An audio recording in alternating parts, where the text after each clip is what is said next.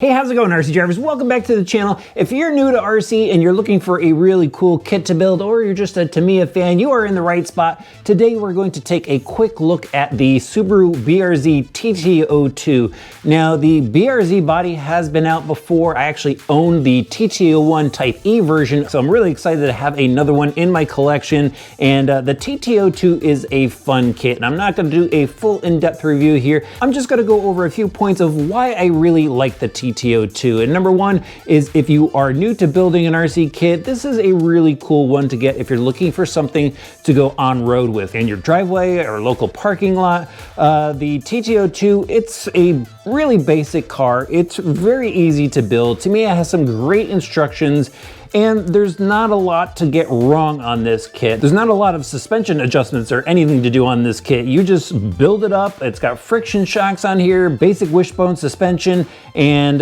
once it's all done, it actually handles really, really well. And the other thing I like about this kit is its simple four-wheel drive platform. We've got gear diffs in the front and in the rear, simple shaft drive in the center. We've got plastic dog bones going out to the wheels, which are actually pretty bulked up, so they hold together well, and the system just works. It lays down the power. It makes the car really easy to drive. The chassis itself is a tub-style plastic chassis. A lot of this car is plastic, but it just works. Tamiya has really designed this so you build it up out of the box, you throw it down in your driveway, and you have a great time with RC. Now, what really sets the TT-02s apart are the body shells that are available for them, and obviously we have the Subaru, and this body has some awesome detail. We've got the recessed headlights, the grille area. I mean, out back they have pretty much every little detail that you could think of on the real car replicated here, and that's what Tamiya does. They work with the manufacturer, Subaru in this case, and they get their details and proportions just right. We do have a mold line on the hood that I wish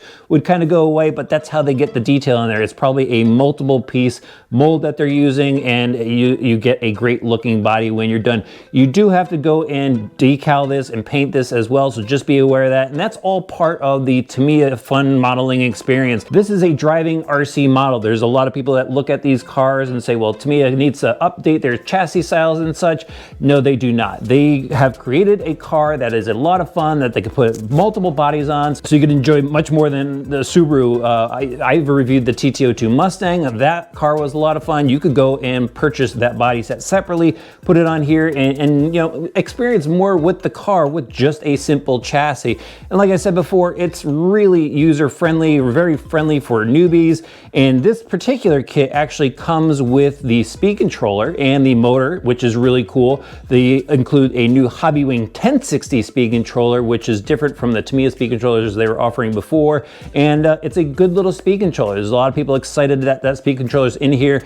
And then they include the Torque Tune motor, which has a little bit more torque than the normal motor, so you get that performance benefit as well. So the only thing that you need to go and provide for this particular kit is one, tools, paint for the body, of course. Then you need to get a servo for the steering, a radio system, and battery and charger. So by the time you build something like this up, if you want to do it on the real cheap, you could probably get this thing done for about $150, maybe $175, depending on what you get. You can go to eBay or Amazon, and get one of those Dumbo RC radios for like 20 bucks. You could probably pick up a $15 nickel metal hydride battery and a basic charger. And then, like I said, you know, you could get out the door pretty cheap for building up a kit and having fun with it. This thing is a blast in parking lots and driveways, and I'm just gonna head outside right now, show you how much fun this car is.